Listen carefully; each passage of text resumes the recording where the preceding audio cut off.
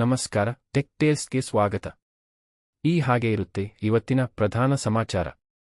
ಕರ್ನಾಟಕ ರಾಜಕೀಯದಲ್ಲಿ ಹೊಸ ಬಿರುಗಾಳಿ ಎದ್ದಿದೆ. ಮುಖ್ಯಮಂತ್ರಿ ಡಿ.ಕೆ. ಶಿವಕುಮಾರ್ ಅವರ ಸಂಪುಟದಲ್ಲಿ ಮೊದಲ ಬಿಕ್ಕಟ್ಟು ಉಂಟಾಗಿದ್ದು, ಹಿರಿಯ ಸಚಿವ ರಾಮಲಿಂಗಾರೆಡ್ಡಿ ಅವರು ರಾಜೀನಾಮೆ ನೀಡಿದ್ದಾರೆ. ಇದು ರಾಜ್ಯ ರಾಜಕೀಯದಲ್ಲಿ ದೊಡ್ಡ ಸಂಚಲನ ಮೂಡಿಸಿದೆ. ಇನ್ನು ಗೃಹ ಸಚಿವ ಪ್ರಿಯಾಂಕ್ ಖರ್ಗೆಯವರ ಮೊದಲ ಸಭೆ ನಡೆದಿದ್ದು, ನಕಲಿ ಸುದ್ದಿಗಳ ನಿಯಂತ್ರಣ ಮತ್ತು ನಗರದ ಟ್ರಾಫಿಕ್ ಸಮಸ್ಯೆಗಳ ಕುರಿತು ಚರ್ಚೆ ನಡೆಸಿದ್ದಾರೆ. ಮತ್ತೊಂದೆಡೆ ಮೈಸೂರಿನಲ್ಲಿ ಟ್ರಾವೆಲ್ ಮಾರ್ಟ್ 2026 ಆರಂಭವಾಗಿದ್ದು, ಪ್ರವಾಸೋದ್ಯಮ ಮತ್ತು ಹೂಡಿಕೆಗೆ ಉತ್ತೇಜನ ನೀಡುವ ಗುರಿಯನ್ನು ಹೊಂದಿದೆ. ರಾಷ್ಟ್ರೀಯ ಸುದ್ದಿಗಳತ್ತ ನೋಡುವುದಾದರೆ, ಕೇರಳದ ಕೋಳಿಕೋಡ್ನಲ್ಲಿ ಭಾರೀ ಮಳೆಯಾಗುತ್ತಿದ್ದು, ಎಲ್ಲಾ ಶಿಕ್ಷಣ ಸಂಸ್ಥೆಗಳಿಗೆ ರಜೆ ಘೋಷಿಸಲಾಗಿದೆ. ದುರದೃಷ್ಟವಶಾತ್ ಕೋಳಿಕೋಡ್ನಲ್ಲಿ ಆಂಬ್ಯುಲೆನ್ಸ್ ಪಲ್ಟಿಯಾಗಿ ವೃದ್ಧೆಯೊಬ್ಬರು ಮೃತಪಟ್ಟಿದ್ದಾರೆ.